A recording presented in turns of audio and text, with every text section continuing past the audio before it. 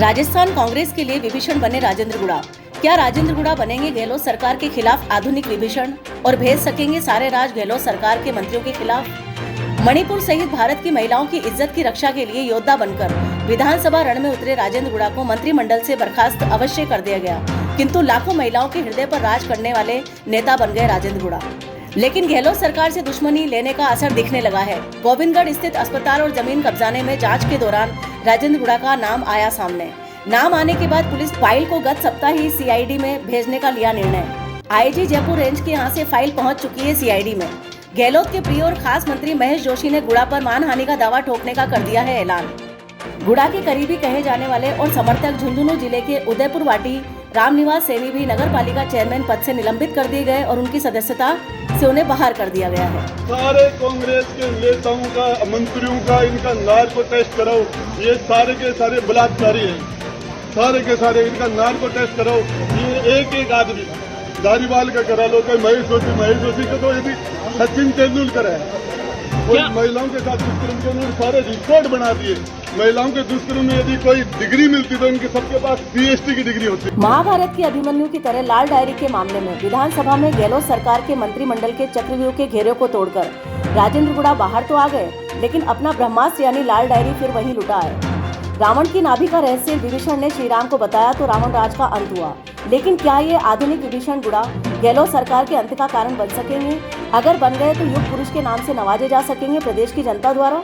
ये है एक बहुत बड़ा प्रश्न। लाल डायरी का रहस्य कुछ मुंह जबानी बताने वाले राजेंद्र गुड़ा इतने सीधे तो नहीं कि इस लाल डायरी का मूल रूप लेकर घूम रहे होंगे। चलो मान लेते हैं कि घूम भी रहे हों ओरिजिनल डायरी लेकर, तो कौन मानेगा कि इसकी प्रतियां प्रतिलिपि के रूप में इनके पास सुरक्षित नहीं होंगी? अजमेर 92 में किस की भूमिका है? इसके अंदर कांग्रेस के नेताओं की भूमिका है, उसके अंदर हमारे मुख्यमंत्री जी का भी रोल है।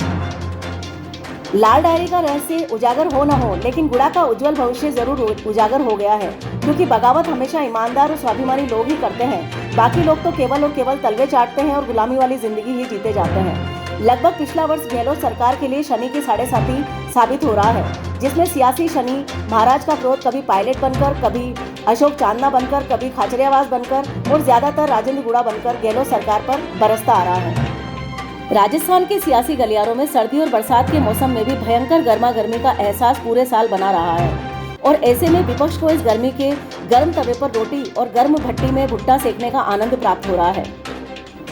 गहलोत के मंत्रिमंडल से बर्खास्त, कांग्रेस से निष्कासित किए गए राजेंद्र गुड़ा कभी अशोक गहलोत के बहुत करीबी नेता हुआ करते थे। आखिर ऐसा क्या हुआ कि सीएम गहलोत के संकट मोचक और हनुमान जी की तरह पहाड़ी नहीं लेकिन सीबीआई के घेरे से लाल डायरी उड़ाकर ले आने वाले राजेंद्र गुड़ा ने अपनी ही सरकार को कटघरे में लाकर खड़ा कर दिया है? राजस्थान के झुंझुनू जिले के उदयपुर वाटी से विधायक राजेंद्र गुड़ा गांव को अपने साथ नाम के साथ जोड़ लिया और गांव को प्रसिद्ध कर दिया, और इस तरह उनका नाम हो गया राजेंद्र गुड़ा। राजेंद्र गुड़ा 2018 के चुनाव में बहुजन समाज पार्टी बसपा के टिकट पर दूसरी बार विधायक निर्वाचित हुए। राजेंद्र गुड़ा उन नेताओं में शामिल नहीं थे जो 2020 में सचिन पायलट के साथ हरियाणा के मानेसर चले गए थे।